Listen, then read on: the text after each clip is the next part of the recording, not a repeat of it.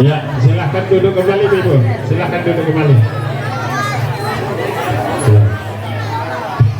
Ya, dilanjutkan dulu hamdullahnya. Dilanjutkan lagi hamdullahnya. Ya Rasulullah, jita bil Quran min wahyil ilah Maulana Rahman wa bil satu dua dicoba nasartal iman ya Habib Allah ya Tahan Nabi ya Habib Allah ya Tahan Nabi ya Habib Allah ya Tahan Nabi al-qalbul mutayyam bi Tahan Nabi ya Nabi wa sallallahu wa sallam ala Tahan Nabi ya Nabi nabiyina al-mukarram nabiyina al-musharraf Taha al-Arabi Taha al-Arabi.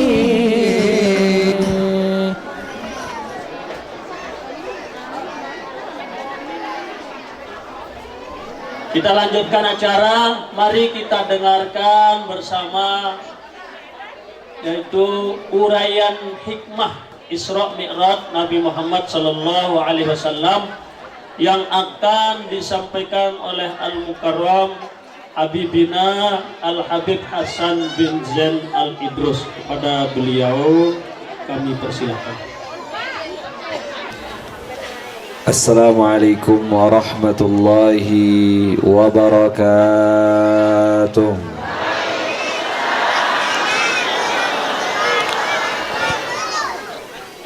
Alhamdulillah, alhamdulillahi rabbil alamin, wassalatu wassalamu ala sayyidina Muhammadin wa ala alihi wa sahbihi ajma'in, amma ba'du. Al-mukarramun wal muhtaramun, bapak-bapak, ibu-ibu yang dimulakan Allah Subhanahu wa taala. Pada pagi menjelang siang hari ini kita memperingati hari Isra dan Mi'raj Nabi Muhammad sallallahu alaihi wasallam. Jujur bapak-bapak, ibu-ibu, biasanya saya menyenggalakan yaitu membuat acara Isra dan Mi'raj pada malam hari. Ini baru kali ini siang hari. Inilah pertama kali yang ada di desa Juring ini. Maka pengalaman ini saya tidak bakalan lupakan. Baru kali ini ada Isra dan Mi'raj siang menjelang yaitu siang hari ini. Semoga semangat Bapak Ibu-ibu yaitu disampaikan dapat berjumpa dengan Nabi Muhammad sallallahu alaihi wasallam. Amin ya rabbal alamin. Bapak-bapak, ibu-ibu yang melakukan Allah Subhanahu wa taala, hampir-hampir setiap bulan di dalam Islam mengandung nilai-nilai sejarah di dalam Islam. Apabila seseorang ini masuk kepada bulan Ramadan, pasti akan mereka teringat dengan nuzulul Quran. Ketika mereka masuk kepada bulan Muharram, mereka pasti akan mengingat tentang yaitu hijrah Nabi Muhammad SAW dari Mekah menuju Madinah.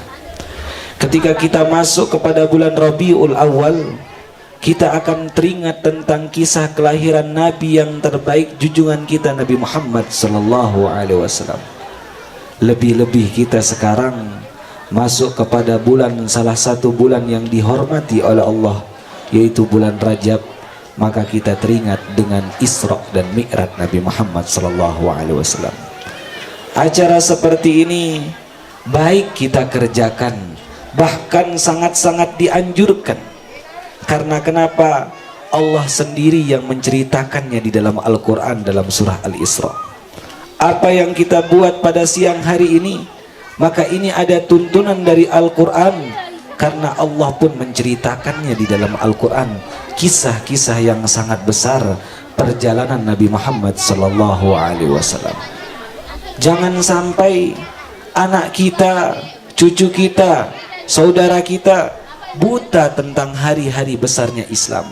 Justru mereka ingat hari-hari Valentine, tetapi mereka tidak pernah mengingat kapan hari kelahiran nabinya dan kapan Isra dan Mi'raj Nabi Muhammad SAW. Maka membuat perayaan seperti ini menjadi pelajaran kita mengambil sejarah di masa lalu untuk menerapkan di kehidupan kita sekarang untuk menjadi bekal kita yang akan masa datang. Maka Rasulullah SAW mengatakan, orang yang beruntung, orang yang hebat adalah hari ini lebih bagus dengan hari yang kemarin, dan hari esok lebih bagus dengan hari sekarang. Karena mereka mengambil perjalanan atau kisah-kisah masa lalu diterapkan di kehidupan yang sekarang untuk menjadi bekal masa datangnya tersebut. Dan kisah Isra Mi'raj ini adalah kisah yang diulang tiap tahun, diulang tiap tahun sampai bahkan kita sudah menjadi yaitu kakek dan nenek, masih pun diulang kisah Isra dan Mi'raj Nabi Muhammad SAW. Tujuannya tidak ada lain untuk menjadi strum buat kita, untuk menjadi semangat buat kita, untuk menjadi tambah dekat dengan Allah Subhanahu wa Ta'ala. Sebelum kita mengkaji tentang Isra dan Mi'raj Nabi Muhammad SAW, ada baiknya kita belajar dulu tentang sejarah di masa lalu. Apa sebab Isra dan Mi'raj Nabi Muhammad SAW? Sedikit saya akan ringkas kepada bapak-bapak, ibu-ibu yang hadir di tempat ini. Rasul lahir di kota Mekkah, meninggal di kota Madinah. Rasul lahir, menikah umur 25 tahun, lalu diangkat menjadi nabi umur 40 tahun. Beliau diangkat menjadi nabi, dapat wahyu di Gua Hira. Beliau bertahannuts. Apa bertahannuts? Berdiam diri selama 3 tahun di Gua Hira. Umur 38, 39 dan 40 baru turunlah malaikat Jibril alaihissalam memberikan perintah kepada Allah, kepada Nabi Muhammad SAW. Ketika Rasulullah SAW diangkat menjadi nabi umur 40 tahun, beliau tinggal di kota Mekkah setelah menjadi nabi selama 13 tahun. Dan hijrah pada saat tersebut tinggal di kota Madinah pada umur selama 10 tahun berdiam di kota Madinah. Jadi umur hijrahnya Rasulullah SAW sekitar beliau berumur 53 tahun.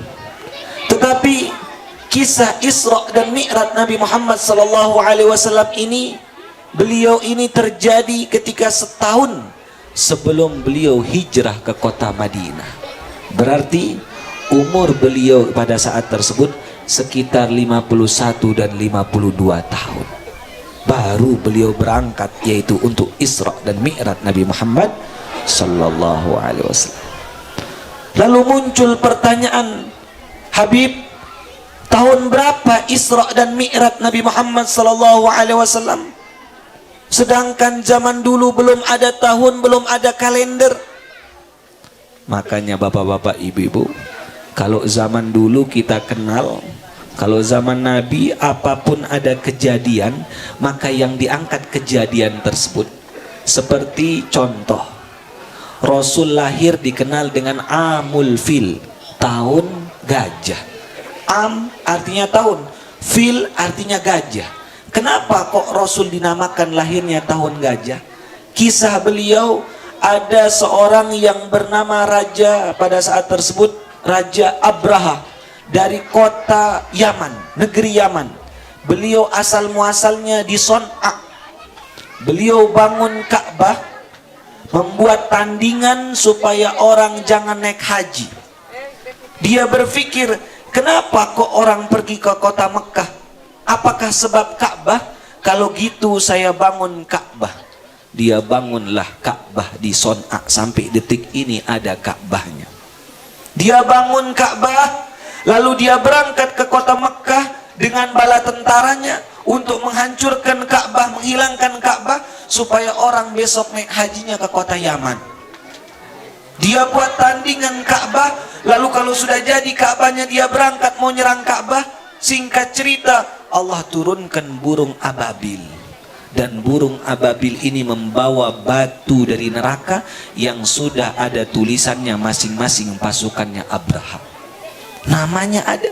Begitu burung ini melepas dari langit batu tersebut, seperti peluru yang mencari mangsanya. Dilepas satu persatu sama burung, dicari mangsanya. Sehingga kata ulama, ketika batu itu menempel kepada badannya seseorang, seperti yaitu ulat memakan daun, habis badannya tersebut. Sampai detik ini bapak-bapak, ibu-ibu, Ka'bahnya yang dibangun Abraha masih sampai detik ini. Cuma apa yang terjadi? Ka'bahnya menjadi tong sampah sampai saat ini.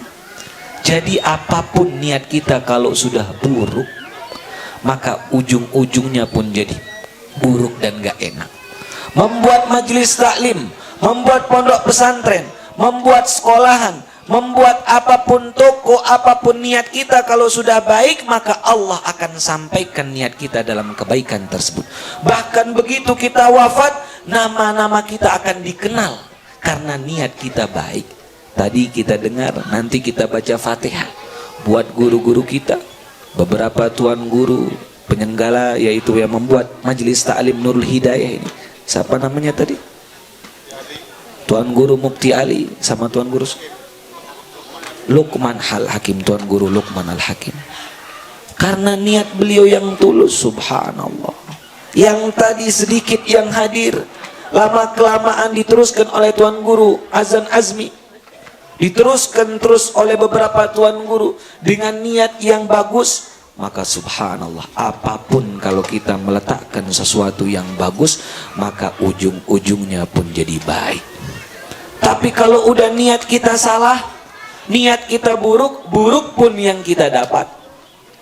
Maka perbaikilah niat sebelum kita melaksanakan sesuatu. Maka begitu wafat ini Abraha dengan bala tentaranya, 4 bulan dan 5 bulan setelahnya tersebut, lahirlah Nabi Muhammad SAW.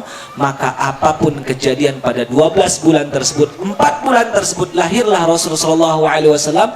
Maka Rasul dikenal lahir pada Amul Fil, tahun ketika gajah menyerang Ka'bah. Siapapun yang lahir pada bulan dan tahun dikejarnya, yaitu Abraha tersebut, oleh burung ababil, maka tahun kelahirannya disebut tahun gajah. Karena belum ada tahun kalender. Makanya tidak heran orang-orang tua kita dulu, beliau ini sebenarnya bukan tidak ada tahun. Ketika ditanya, "Nek, kakek, tahun berapa lahir?" "Pokoknya pas sudah jadi masjid itu saya lahir." Itu katanya dia. "Tahun berapa lahir?" "Pas jadi jembatan itu dibuat." Diangkat sesuatu kejadian, tahunnya mereka lupakan. tapi ada kejadian di sana yang lagi viral, yang lagi naik daun, yang lagi apapun pada saat tersebut, maka tidak heran pada zaman sekarang orang-orang tua dulu ketika ditanya tanggalan mereka lupa. Pasti semua lahirnya tanggal 1 Januari. Semuanya, termasuk saya punya ayah. Ketika ditanya tahun berapa lahir, tanggal berapa, 1 Januari. Semuanya 1 Januari, 1 Januari. Yang saya herankan apa? Semua orang-orang tua lahirnya 1 Januari. Ternyata bukan itu maksudnya. Tetapi ada kejadian di sana yang diangkat pada saat tersebut.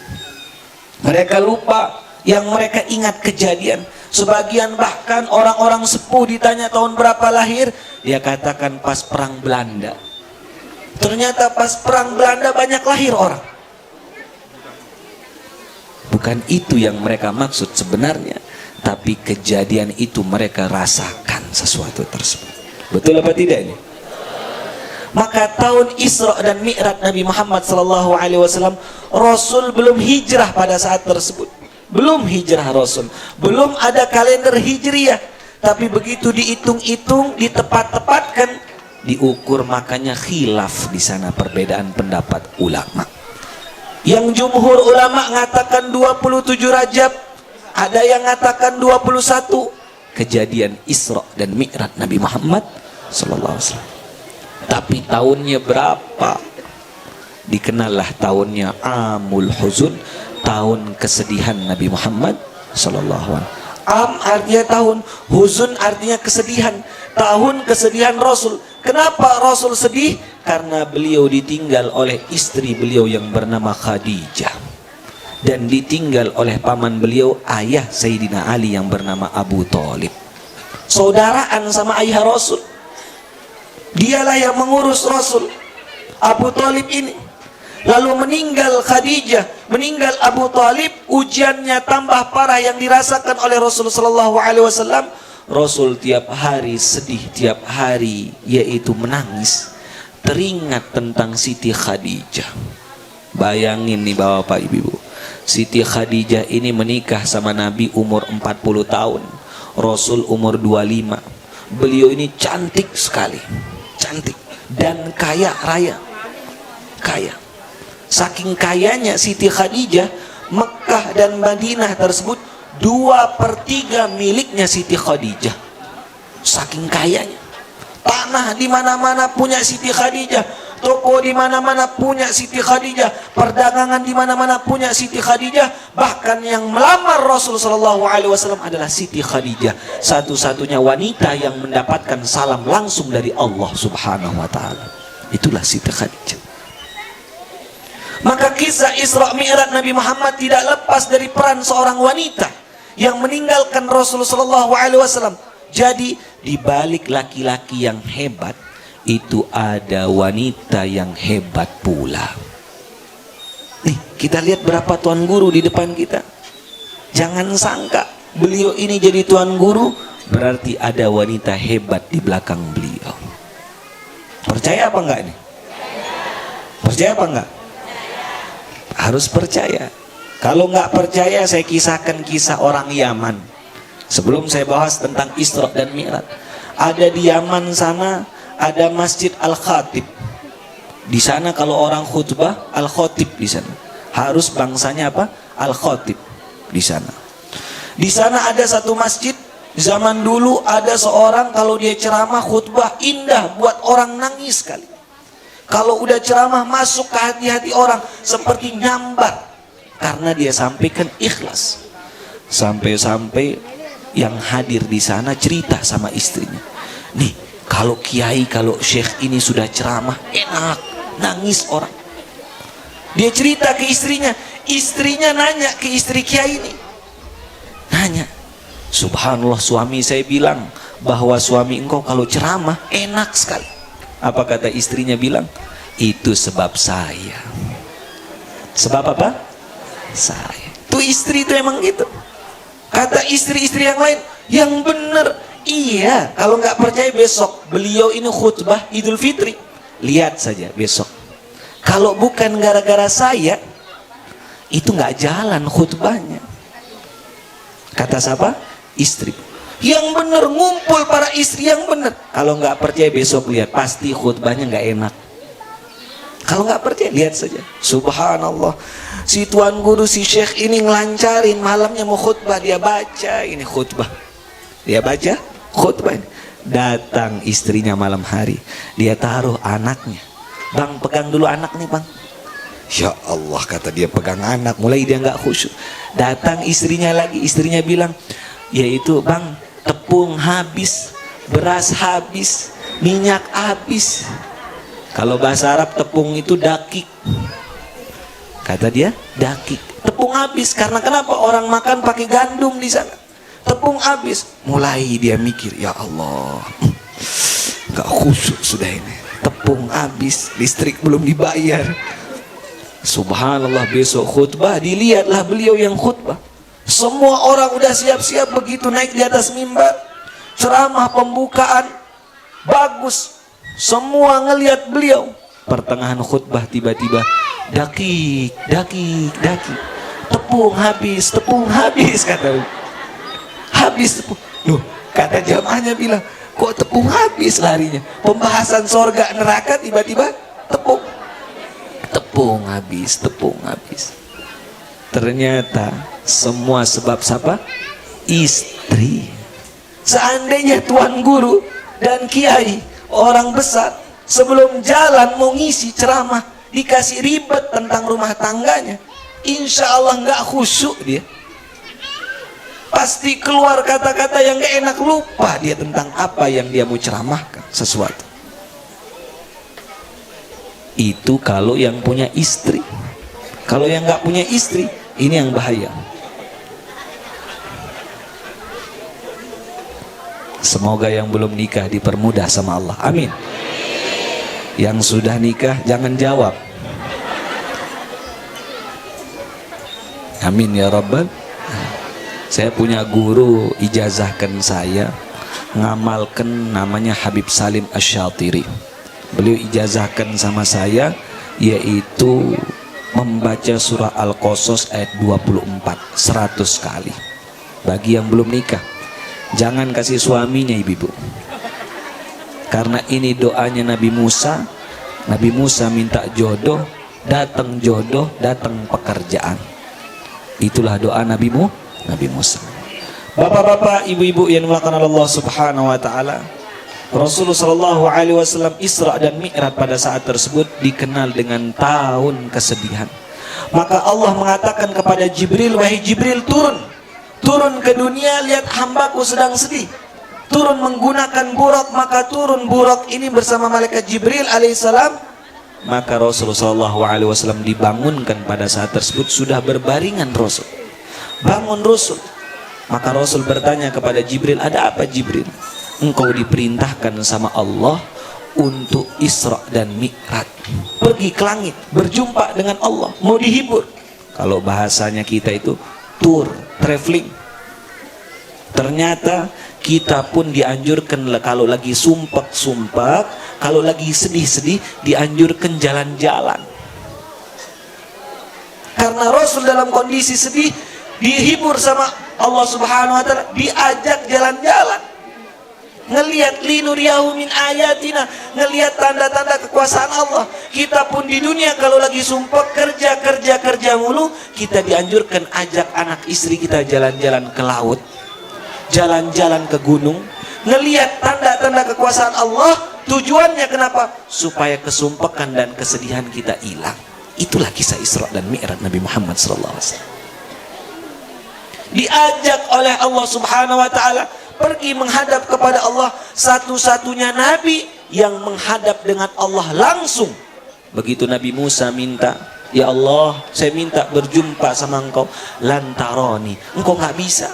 Semua nabi dan rasul sudah diultimatum, tidak bisa berjumpa dan menatap wajah Allah kecuali harus wafat dulu, kecuali Nabi Muhammad SAW. Apa yang terjadi? Berangkat Nabi Muhammad SAW pada malam hari. Begitu berangkat, dikenallah perjalanan ini dikenal dengan ucapan Isra dan Mi'raj. Nanti bapak-bapak, ibu-ibu harus tahu apa arti Isra dan Mi'raj dulu sebelum kita bahas tentang tanda-tanda kekuasaan Allah. Isra artinya perjalanan malam, Mi'raj artinya perjalanan langit. Siapapun yang pergi jalan malam disebut Isra. Misal bapak-bapak mau dari Lombok Tengah ke Ampenan ke Lombok Barat malam hari, disebut Isra namanya. Disebut apa? Isra. Ibu-ibu mau jalan malam ke Lombok Timur naik mobil, disebut bahasa Arabnya Isra, perjalanan apa? Malam. Kalau Mi'raj perjalanan langit, disebut namanya apa? Mi'raj. Tapi kalau kita naik pesawat malam hari, apakah disebut Mi'raj? Bukan, karena masih tempatnya di dunia, maka disebut juga Isra. Disebut namanya apa? Isra. Kalau sudah di luar dunia, namanya Mi'raj. Makanya Allah mengatakan di dalam hadis, as-salatu mi'rajul mu'minin. Salat itu mi'rajnya orang beriman. Ketika dia takbir Allahu Akbar, harus ruh kita mi'raj. Dalam ilmu tasawuf seperti itu. Begitu takbir Allahu Akbar, harus ruh dan pikiran kita mi'raj kepada Allah. Apa kata Allah? Anta'budallaha ka'annaka tarahu fa in lam takun tarahu fa innahu yaraka. Inilah mi'raj. Ruh kita berhadapan sama Allah seakan-akan kita melihat Allah. Itu namanya mi'raj. Tapi sekarang mohon maaf Bapak Ibu, sekarang sholat kita masih Isra. Begitu takbir Allahu Akbar, ruh kita di toko. Ini masih Isra namanya.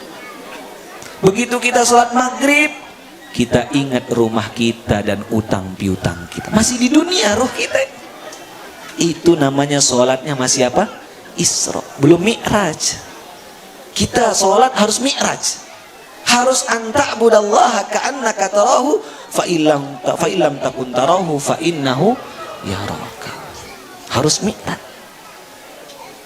Ketika kita takbir, jangan pikirkan utang piutang, jangan pikirkan anak kita, harus pikirkan hanya Allah Subhanahu wa ta'ala. Maka sebelum kita sholat, kita dianjurkan membaca An-Nas, tapi ada satu amalan, kita netralkan diri kita. Lihat hati kita dulu sebelum sholat. Mohon maaf saya berdiri para tuan guru, mohon maaf. Kita dianjurkan sholat sebelum ada kiblat tuh, nunduk bentar, lihat hati kita bentar, baca Allahu Ahad, Allah itu satu, baru sholawat. Jelas? Sholat. Lihat nih hati, netralkan diri kita. Nggak ada, kita ini nggak ada, hanya Allah sekarang.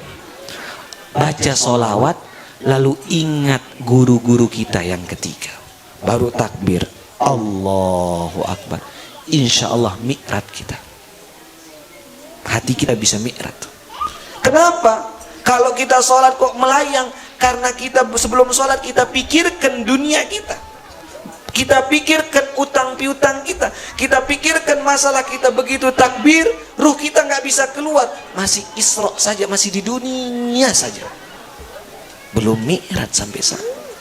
Makanya sebelum sholat ibu-ibu, Allahu Ahad, Allah itu satu. Allahumma salli ala Sayyidina Muhammad. Yang ketiga, pikirkan guru-guru kita, takbir langsung. Jelas apa tidak? Nah, nanti coba amalkan, nanti kita bisa mi'raj. Nanti mi'raj ruh kita. Bapak-bapak, ibu-ibu yang dimuliakan Allah Subhanahu wa taala, begitu perjalanan Nabi Muhammad SAW, berangkat Rasul dari Masjidil Haram menuju pertama tempat sesuatu. Begitu sampai ke tempat sesuatu, Rasul diperintahkan oleh Jibril, wahai Rasul turun sebentar, sholat 2 rakaat. Begitu Rasul sholat 2 rakaat, salam-salam. Apa kata Rasul? Ya Jibril, tempat apa ini? Kenapa engkau perintahkan saya sholat? Inilah tempat sebentar lagi engkau akan hijrah, namanya Madinatul Munawwarah. Berangkat lagi Rasulullah SAW. Begitu berangkat, mampir ke kuburnya Nabi Musa alaihissalam. Makanya kalau Isra dan Mi'raj ini, saya bilang bukan perintah sholat saja. Ziarah kuburnya Rasul, ke kubur Nabi Musa pun pergi Rasul. Apa yang terjadi? Maka kalau lagi sumpek, kita dianjurkan pun ziarah kubur. Kubur orang-orang soleh. Kita dulu di Yaman, Bahkan kalau nggak ada duit, nggak ada uang, sumpek. Pergi ke kubur Zambal dulu namanya. Kubur kekasih Allah di sana. Bercerita, berdoa. Bukan minta sama kuburan, bukan. Bertawasul. Begitu Rasul turun, dia ngelihat Nabi Musa sedang sujud. Ternyata semua Nabi dan Rasul begitu wafat sedang dalam kondisi dia ibadah sujud. Dia berdoa, Nabi Musa, Allah mafaddal minhu, Allah makarib minhu. Ya Allah, dalam doanya, ya Allah, dekatkanlah saya dengan engkau sebab Nabi Muhammad SAW. Ya Allah, dekatkanlah saya, berikan derajat saya yang tinggi sebab Nabi Muhammad SAW. Ya Allah, kita menjadi umatnya kok nggak pernah berdoa seperti itu. Nabi Musa yang sudah jadi nabi berdoa minta dekat dengan Allah sebab Nabi Muhammad SAW. Dilihat sama Rasul, Masya Allah, Nabi Musa sujud berdoa, jasadnya di dunia tapi ruhnya sudah di langit. Ruhnya sudah apa? Di langit. Begitu sampai ke Masjidil Aqsa, dia parkir buraknya. Makanya bapak-bapak ibu-ibu, kalau pergi besok ke Masjidil Aqsa, pergi ke sana, maka ada 3 tempat kita dianjurkan berziarah. Pertama Masjidil Haram, yang kedua yaitu Madinatul Munawwarah, yang ketiga Masjidil Aqsa. Ini masjid bukan masjid sembarangan. Nanti kalau kita lihat ada kubahnya warna kuning. Kubahnya warna apa? Kuning. Ternyata Masjid Aqsa itu bukan itu saja. Ada tempat kompleknya, tempat parkirnya burak ada, tempat ininya Rasul ada, tempatnya malaikat Jibril ada, tempat berjumpanya dengan para nabi ada. Itulah masjid yang diperbesar oleh Nabi Sulaiman alaihissalam. Itu Masjidil Aqsa. Diperbesar sama Nabi Sulaiman. Nabi Sulaiman, bapak-bapak, ibu-ibu, pernah berdoa. 3 doa beliau habis bangun Masjid Aqsa. Dulu rusak, dibangun lagi, diperbesar lagi. Makanya yang bangun pertama kisah Masjidil Aqsa ini, kalau dalam sejarah, awal mulanya Nabi Ibrahim alaihissalam punya anak berapa? 2. Siapa nama anaknya? Nabi Ismail dan Nabi Ishak. Nabi Ishak dikasih Masjidil Aqsa itu, Nabi Ismail bangun Ka'bah sama Nabi Ibrahim. Apakah Nabi Ibrahim yang bangun Ka'bah? Bukan. Yang bangun pertama kali, yang membuat dasar itu Nabi Syith alaihissalam, anak daripada Nabi Adam alaihissalam. Udah didasarin. Cuma yang melanjutkan pembangunannya yang kita lihat kotak itu Nabi Ibrahim alaihissalam. Tapi yang berdasar pertama Nabi Syith alaihissalam. Nah, yang melanjutkan pembangunan tersebut di Masjidil Aqsa yaitu Nabi Sulaiman alaihissalam. Setelah dibangun, Nabi Sulaiman berdoa, doanya 3. Makanya doanya membuat saya merinding, yang doa yang terakhir. Makanya saya dalam hati saya tetap niat, mudah-mudahan saya bisa sampai ke Masjidil Aqsa. Apa doa beliau? Kelebihan Masjidil Aqsa yang tidak dimiliki oleh Masjidil Haram dan Masjid Nabawi. Memang Masjidil Aqsa dia nomor 3. Masjidil Haram nomor 1, Masjid Nabawi nomor 2. Tapi Masjidil Aqsa ada doa sebab Nabi Sulaiman yang tidak dimiliki Masjid Nabawi dan Masjidil Haram. Apa doanya? Ini doa yang ketiganya. Apa kata Nabi Sulaiman? Ya Allah, jadikanlah orang yang sholat di masjid ini walaupun 2 rakaat. Kata Nabi Sulaiman. Begitu dia salam, maka kawaladatka ummuh, seperti anak dan orang yang baru dilahirkan oleh ibundanya. Habis dosanya. Bukan sholat wajib saja. Makanya tidak heran saudara-saudara kita di Palestina, begitu bulan Ramadan kemarin, mereka jaga masjid mereka. Karena kenapa? Tahu keutamaan ini. Orang sholat 2 rakaat saja di masjid itu, kawaladatka ummuh, tahiyatul masjid saja. Habis itu pulang udah. Gak usah lama-lama, gak usah sholat zuhur, asar, maghrib, isya. 2 rakaat saja sholat di sana. Itu seperti dosa kita habis semua. Itu doanya siapa? Nabi Sulaiman. Makanya ibu-ibu, bapak, kalau yang sudah umroh naik haji, niat pergi ke sana kalau sudah aman.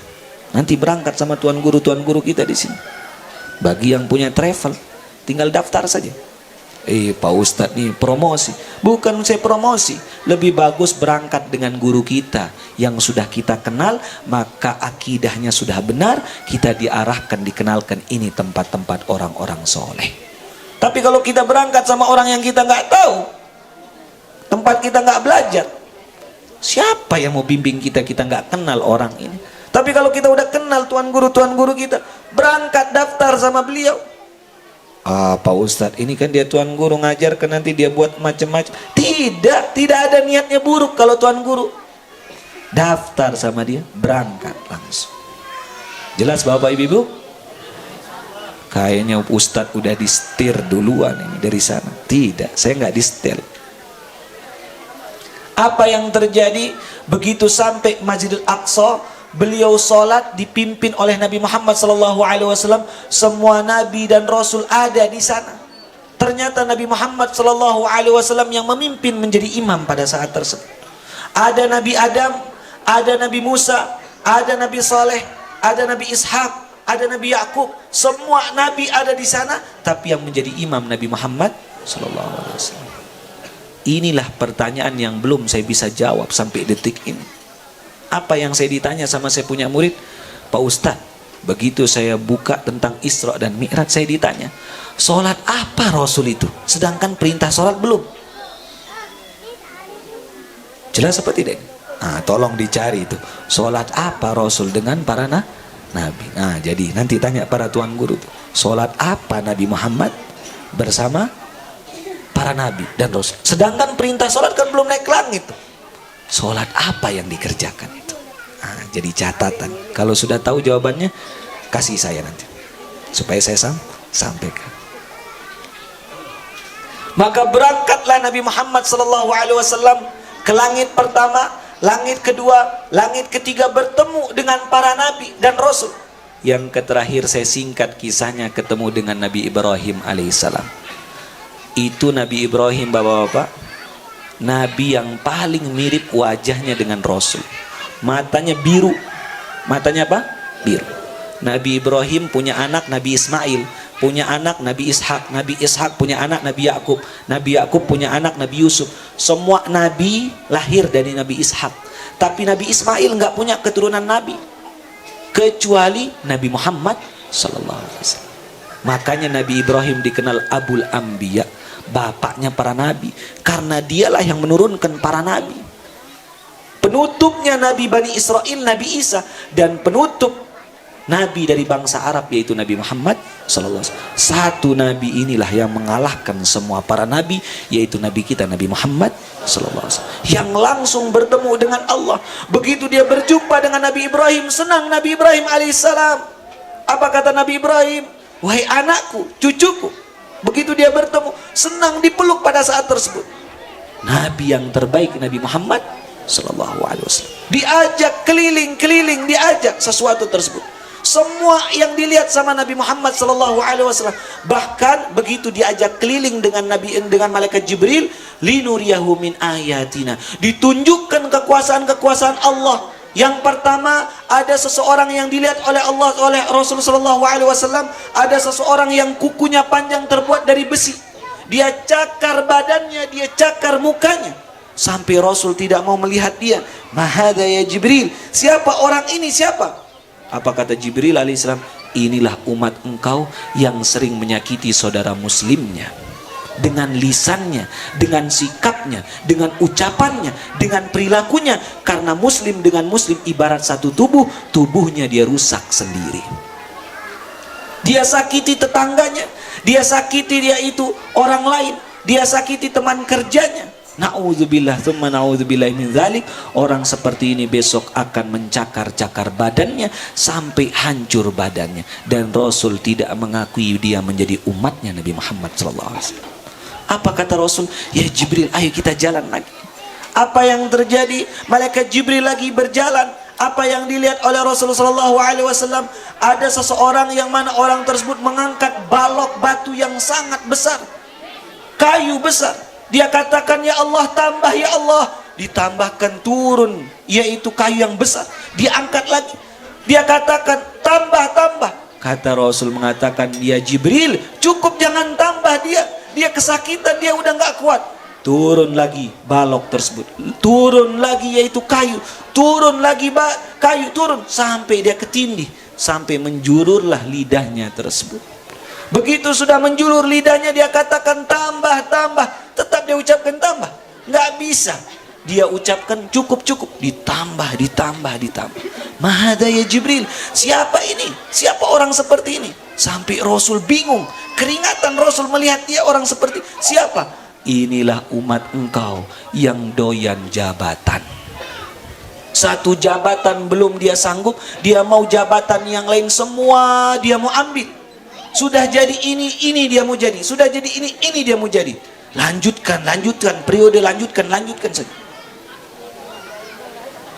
Misal ini, saya misal ini, saya bukan katakan permisalan. Jelas Bapak Ibu? Itu dia. Tapi kalau dia amanah bagus. Kalau dia amanah bagus. Tapi satu dia janji, subhanallah, bapak-bapak ibu-ibu, nanti kalau saya terpilih, cari saya 24 jam. Kata dia ini. Begitu udah jadi ganti nomor. Allah Akbar. Begitu nggak jadi dia sumbang sejadah di masjid. Begitu nggak jadi dia ambil sejadahnya lagi.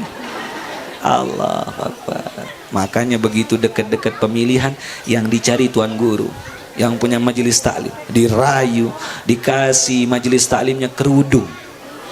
Hah? Dikasih apa? Kerudung. Kerudung apa ibu? Seragam, seragam, dikasih seragam. Kita nggih-nggih saja, padahal 5 tahun mau dibohongin. Makanya bapak-bapak, ibu-ibu, pilihlah orang yang perhatian tentang majelis taklim. Kalau dia perhatian sama kita, pilih dia, lanjutkan. Tapi kalau dia nggak perhatian sama masyarakat, tidak perhatian sama orang kita, tidak perhatian dengan yaitu orang menengah ke bawah, tidak perhatian dengan masjid kita, begitu dia dimintakan sesuatu pertolongan, sumbangan untuk acara apapun, dia pura-pura berangkat tugas kerja. Begitu Ramadan, dia cari rumahnya yang lain, digedor, nggak ada di rumah. Sebulan Ramadan nggak berani di rumah. Nanti Idul Fitri baru dia datang. Nggih, salaman minal aidin saja. Allah Akbar. Saya bukan katakan semua begitu. Tapi kalau orangnya baik, dukung dia. Bisikin nanti tuan guru. Tuan guru, kalau gitu kita calonkan tuan guru sudah. Jelas? Tuh, kata tuan guru. Siap tuh, tuan guru siap. Yang pertama kita calonkan tuan guru. Insyaallah siap pilih beliau. Siap tuh kata beliau tuh. Beliau mau dipilih. Pilih beliau. Apa partainya? Tidak boleh kita sebutkan. Ya Allah. Pilih orang yang soleh. Dulu, mohon maaf Bapak Ibu, mohon maaf. Nanti disaring saja, mohon maaf. Dulu ini saya berkisah saja ini. Ada khalifah namanya Umar Abdul Aziz. Namanya Umar Abdul Aziz. Umar Abdul Aziz ini begitu memimpin, 2 tahun memimpin. Begitu tahun pertama jadi khalifah, dia panggil istri beliau. Istrinya banyaknya 4. Istrinya banyaknya berapa? 4. Dia panggil istrinya. Apa katanya Umar Abdul Aziz? Hei istri-istriku, sekarang terserah engkau. Sekarang saya memimpin dari negara, jadi kepala negara. Saya nggak bisa yaitu memberikan engkau kebutuhan batin lagi. Nggak bisa kumpul lagi sama engkau. Sekarang terserah engkau. Engkau mau pisah dengan aku silahkan. Kalau enggak juga nggak apa-apa. Cuma saya minta ridho sama engkau. Tidak bisa memberikan engkau kebutuhan batin lagi. Apa kata istri beliau yang 4 ini? Mengatakan nggak apa-apa. Yang penting kami menjadi makmum engkau. Yang penting saya punya suami seperti engkau. Nggak apa-apa. Nggak dikumpulin juga nggak apa-apa. Selama dia memimpin menjadi khalifah 2 tahun, dia tidak pernah mandi janabah. Itu pemimpin asli. Pemimpin sekarang bagaimana? Tiap hari. Begitu dia mimpin baru setahun, nambah malahan istrinya. Misal, ini saya nih, misal wallahu alam, saya nggak tahu. Saya cerita saja. Saya apa? Cerita. Gitu cara saking takutnya terhadap umat. Dia cari umatnya sampai dia sama keluarganya. Subhanallah, kurang perhatian terhadap keluarga, terhadap selalu umat, rakyat. Itu Umar Abdul Aziz. Kita janganlah jadi Umar Abdul Aziz, bawahanlah dikit. Yang penting kalau ada majelis taklim pondok pesantren, didukunglah. Didukung. Betul apa tidak itu? Ustadz kayaknya mau kampanye nih. Saya enggak, saya dilarang sama saya punya guru. Cuma saya nganjurkan kalau ada orang baik, pilih yang baik. Kita tergantung pemimpin kita yang baik. Maka Rasulullah SAW naik begitu Isra dan Mi'raj. Begitu naik lagi, apa yang dilihat sama Rasul? Dia lihat ada orang laki-laki dan perempuan, perutnya besar sekali, besar perutnya, sampai terus besar perutnya. Dari perut ini keluar ular yang berbisa, keluar ular besar-besar, mematok badannya dia, dipatok. Rasul nggak mau lihat dia, siapa orang ini, perutnya besar sekali. Dalam riwayat Imam Abu Dawud disebutkan, siapa ini ya Jibril, perutnya besar. Apa kata Jibril alaihissalam? Inilah contoh umat engkau yang selalu makan uang riba, yang selalu minjem bank subuh. Bank subuh itu saya yang nambahin. Bang apa namanya? Bang apa? Ngengkeng katanya Pak. Mohon maaf kalau ada yang kesindir. Mohon maaf. Itu dilihat sama Rasul. Besar perutnya, dia matok. Siapa ini? Orang yang sering makan uang riba. Saya yang tambahin, minjem bank subuh. Hati-hati. Kalau yang sudah minjem, selesaikan. Selesaikan. Kalau sudah selesai, jangan mau diiming-iming. Ayo pinjam lagi 1 juta aja kata dia. Jangan pernah mau. Jangan pernah mau diiming-iming. Jelas? Jangan gade apapun. Gade maksudnya sesuatu yang balik yang lebih. Tapi kalau gadenya baik nggak apa-apa. Misal kalau gade ini tidak ada sesuatu balik lebih, ini nggak apa-apa. Tapi kalau baliknya lebih kurang baik, lebih bagus ditinggalkan. Nanti di akhirat kita seperti itu. Kira-kira banyak apa enggak yang terjadi seperti itu? Banyak apa tidak? Oh banyak di sini. Allah Akbar. Besok berarti dari juring ini banyak perutnya besar. Tapi saya yakin setelah Isra dan Mi'raj ini semua perutnya kecil. Karena kenapa? Sudah berhenti saya. No Pak Ustaz, no, saya nggak mau lagi sudah. Bang subuh berhenti, bang zuhur asar maghrib isya kalau gitu. Allah, kita kurang dianjurkan seperti itu. Jelas Bapak Ibu? Yang keempat yang dilihat sama Rasul, ada orang nanam sesuatu. Begitu ditanam sesuatu, baru dikasih bibit satu, tumbuh banyak. Dia mau ngambil pupuk, dia mau tebar, tiba-tiba panen, dia ambil lagi panennya tersebut. Dia mau nanam lagi, tiba-tiba tumbuh lagi. Kaget dia, kok tumbuh terus. Dipanen terus. Senyum Rasul, oh ini kayaknya bagus nih kata dia. Mahadha ya Jibril, siapa ini Jibril? Inilah contoh umat engkau yang selalu menyumbang di masjid, menyumbang di fakir miskin, menyumbang kepada orang yang tidak mampu, menyumbang di pondok pesantren, menyumbang di majelis taklim, dan menyantuni janda-janda dengan syarat jandanya tidak dipilih-pilih. Jelas? Jangan janda itu saja dipilih. Ustadz kan kita jandanya baik itu, ini anaknya baru 1. Kalau anaknya 5 nggak mau disantuni.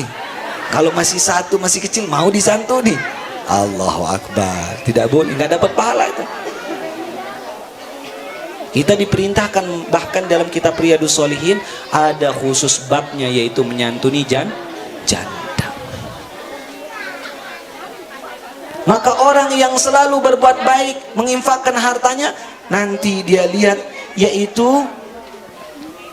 dia lihat nanti di akhirat, yaitu suatu ganjaran yang sangat besar. Masya Allah, waktunya tinggal 1 menit. 1 menit lagi. Iya, 1 menit lagi. 1 menit lagi. Kalau gitu saya singkat saja Bapak Ibu. Begitu Rasul sampai kepada Allah, dikasihlah perintah sholat 50 waktu. Begitu 50 waktu turun kepada Nabi Musa katakan minta keringanan lagi, jadi 45. Turun lagi kepada Nabi Musa bilang minta keringanan, jadi 40. Sampai turun jadi 5. Inilah dalil bahwa orang yang sudah wafat bisa memberikan kelebihan buat orang yang masih hidup. Nabi Musa sudah wafat apa belum? Sudah meninggal apa tidak? Ternyata bisa memberikan manfaat buat kita semua. Tanpa Nabi Musa kita sholat 50 waktu. Berarti bisa memberikan manfaat ruhnya Nabi Musa alaihissalam. Ini dalilnya salah satunya. Tanpa Nabi Musa, kalau ada yang larang kita ziarah kubur, siapa bilang nggak ada manfaatnya? Minta yang nggak boleh. Kalau tawasul boleh. Kalau kita minta, ya Allah minta ini. Kalau kita ke kuburan bawa sapi, bawa apa, lalu kita siram mobil kita, itu yang salah. Tapi saya rasa nggak ada yang seperti itu. Betul apa tidak ini? Maka sholat menjadi 5 waktu sampai sehari semalam. Makanya Bapak Ibu, oleh-oleh yang paling besar yaitu sholat. Karena besok ketika kita menghadap kepada Allah, awwalu ma yuhasabu bil abdu yaumal qiyamah as-shalah. Besok yang pertama kali yang menghadap kepada Allah yang kita akan ditanya tentang apa? Sholat. Bagaimana sholat engkau? Idza shalahat salasairu amalihi. Apabila bagus sholat mereka, maka berentet amal-amal yang lain menjadi bagus, walaupun jarang mereka kerjakan. Jarang silaturahmi, nggak pernah naik haji, nggak pernah umroh, jarang sodakoh, jarang puasa Senin Kemis. Tapi sholatnya bagus, lempeng, bagus, indah, tepat waktu, maka berentet amal yang lain menjadi bagus. Wa idza fasadat, apabila sholatnya rusak, rajin dia nyumbang, walaupun amal yang lain bagus, sodakoh bagus, dia yang bangun masjid malahan, tapi nggak pernah naik masjid. Nyumbang, dia nyumbang nomor 1, dia yang bangun masjid. Setelah jadi masjidnya nggak pernah mau naik. Saya transfer pahala saja Pak Ustaz. Semua orang sholat tuh pahalanya ke saya, jadi nggak perlu saya sholat sudah. Wa idza fasadat, apabila rusak sholat mereka, fasada sairu amalihi, maka semua amal-amal yang lain berentet menjadi rusak. Maka penting acara seperti ini kita buat supaya mengingat kembali, supaya rajin kita sholat. Yang tadi sholatnya yang tepat waktu cuma 1, mulai hari ini tambah jadi 2. Yang sudah 2 tepat waktu jadi 3. Yang sudah 3 tambah jadi 4. Yang sudah 4 tambah dia jadi 5. Yang sudah 5 yang belum ke masjid, laki-lakinya ke masjid. Yang sudah ke masjid yang belum, tambah lagi ba'diyah qobliyah. Yang sudah ba'diyah qobliyah, tambah baca Qur'annya. Yang sudah baca Qur'annya, tambah puasa Senin Kemisnya. Yang sudah biasa puasa Senin Kemisnya, baca zikir pagi dan petang, baca rotibul haddad maghrib. Subuhnya baca wirdul latif. Kalau sudah biasa itu wirid-wirid seperti itu, maka lanjutkanlah dengan sesuatu yang baik, silaturahmi. Maka pesan saya kepada yang hadir di tempat ini 4 bapak-bapak ibu-ibu. Yang pertama, catat, jangan tidur kecuali pakai air wudhu. Yang kedua pesan saya, sebelum tidur sholat witir 3 rakaat. Yang ketiga, biasakan yaitu baca Quran sebelum tidur walaupun 1 ayat. Yang keempat, yaitu biasakan sodakoh subuh, sodakoh pagi. Bagi bapak-bapaknya sodakoh walaupun 1000. Ibu-ibu yang ke pasar, kalau ada ngelihat orang cacat yang nggak punya sesuatu, kasih dia walaupun 1000. Yang nggak ngelihat buta, kasih dia. Jangan kita kasih 1000, kita ambil uangnya 5000. Tidak boleh seperti itu. Biasakan. Yang kelima, pesan saya kepada bapak ibu, kalau belanja sama orang muslim jangan sering nawar. Jangan sering apa? Terutama kalau kita beli sampat, jangan ditawar. Karena kalau kita belanja sama orang muslim, dia untuk anak-anaknya ngaji. Kita ke toko orang-orang di luar Islam kadang-kadang nggak pernah nawar, ngambil aja. Tapi begitu sama orang muslim, tawarnya minta ampun. Berapa harga sambal ini, cabai ini? 20. Tawar jadi 15, dikasih. Udah ditimbangin, dirombok lagi. Dia kan rombok, wah nih kata. Ya Allah. Makanya orang Islam jatuh ekonominya, ngancurkan orang Islamnya sendiri. Seharusnya kita bantu dia. Jangan pernah nawar, belanjalah sama toko-toko orang Islam. Itu anjurannya. Buat gebrakan, yaitu sesuatu kita sama orang muslim, saling mendukung. Yang keenam terakhir, hormati guru-guru kita semua. Kirimkan mereka Fatihah, karena Imam Ahmad bin Hambal, beliau mengatakan, sejak saya menjadi imam mujtahid, sebab saya berkah ilmu saya tidak pernah lepas selama 40 tahun mendoakan guru saya Imam Syafi'i. 40 tahun. Maka kita, guru kita masih hidup, doakan dia panjang umur, doakan dia murah rezeki, doakan keturunannya selalu dijaga, karena kita bisa jadi sebab guru kita semua. Jelas apa tidak ini? Semoga kalau ada kata-kata yang salah dimaafkan, kalau kepanjangan dimaafkan juga. wal afu minkum. Assalamualaikum warahmatullahi wabarakatuh.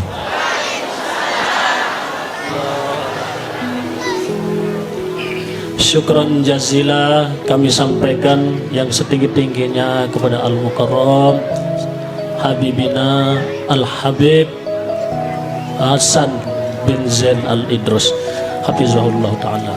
Semoga beliau panjang umur, sehat walafiat di dalam membimbing umat. Amin. Ya Rasulullah, Ya Rasulullah, Ya Hadi, Ya Bashir, Ya Tabib, Ya Rasulullah.